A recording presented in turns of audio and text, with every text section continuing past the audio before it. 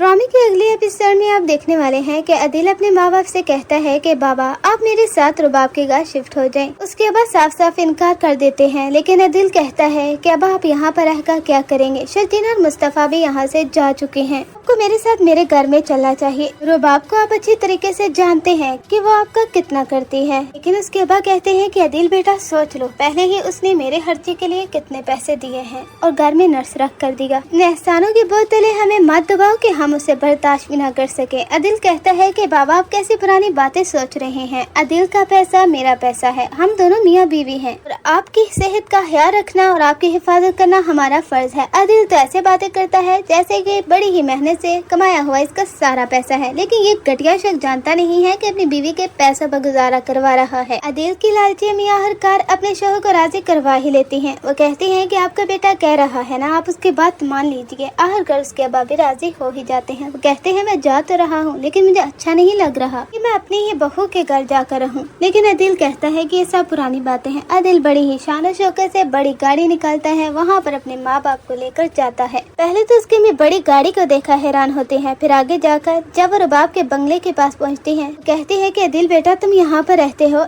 ऐसा घर तो मैंने कभी अपने ख्वाबों में भी नहीं देखा। अदिल कहता है कि आप अंदर चलेंगी ना तो आप काफी हैरान होंगी। रुबाब ने हर चीज को काफी खूबसूरती से सेट करके रखवाया है। क्या वो अंदर जाते हैं तो एक नया ही तमाशा खड़ा होता है, जहाँ पर रुबाब कहती है कि आप लोगों की जरूरत भी कैसे हुई यहाँ पर आने की, आप घटिया लोग, मिडिल क्लास लोग, इनका यही सेवा है कि पैसा देखा नहीं उनके पीछे पड़ जाते हैं। अदिल कहता है कैसी बातें कर रही हो, मेरे माँ बाप हैं, इनके इंसल्ट कर रही हो, क्या हुआ है बात बताओ मुझे। रुबाब कहती है होना क्या है, बस अपने माँ बाप को लेकर यहाँ से चले जाओ, मैं बर्दाश्त नहीं कर सकती मिडिल क्लास लोगों को जो कि यहाँ पर रहें। मेरा एक स्टेटस वकार है, तुम्हारे से शादी की इसका मतलब ये नहीं कि सब लोगों को यहाँ पर रहने के लिए जगह दे दूँ। रुको अब तुम भी इनके साथ ही जाओगे। अदिल कहता है कि क्या हुआ है रुबाब। रुबाब कहती है तुम जैसा घटिया शख्स मैंने अपनी जिंदगी में नहीं देखा। शर्जीना बिल्कुल सही कहती थी, तुम मेरे पैसे की वजह से मेरी गुलामी करते थे, बिल्कुल भी मुझसे मोहब्बत नहीं करते थे और मैं ये हकीकत जान चुकी हूँ। मेरी ही दोस्त के साथ फ्लर्ट कर रहे थे, मेरे ही दोस्त के साथ जाते बातें करते हमारे रिलेशन के बारे में, क्या कुछ नहीं बताया तुमने। अदिल के अब्बा को काफी गुस्सा आता है, वो कहते हैं कि अदिल ये कैसी हरकत की है तुमने। रुबाब कहती है कि आपका बेटा नहायत ही घटिया शख्स है जो कि अपने रिलेशन की बातें किसी और लड़की के साथ करता रहा है, यहाँ तक के हो सकता है फ्यूचर में इसका शादी का प्लान भी बन जाए उसके साथ। मैं बर्दाश्त नहीं कर सकती कि इस कदर घटिया शख्स ये मेरा शोहर था। मेरे बाबा बिल्कुल ठीक कहते थे, तुम्हें कभी वो अयाशी देनी ही नहीं चाहिए थी। तुम्हें ऑफिस का बॉस बनवाया, बड़ी गाड़ी दी, तुम्हारे पास इतना बड़ा बंगला था, हर चीज नौकर चाकर, आखिर किस चीज की कमी रह गई थी अदिल। अदिल कहता है कि तुम एक टॉक्सिक लड़की हो, मैं तुम्हारे साथ गुजारा कर ही नहीं सकता। वो अपने माँ बाप को लेकर वहाँ से चला जाता है। पीछे से रुबाब को भी काफी गुस्सा आता है, लेकिन अदिल और रुबाब को उन दोनों की औकात याद आ ही जाती है जिस तरह से उन्होंने शर्जीना को सताया था।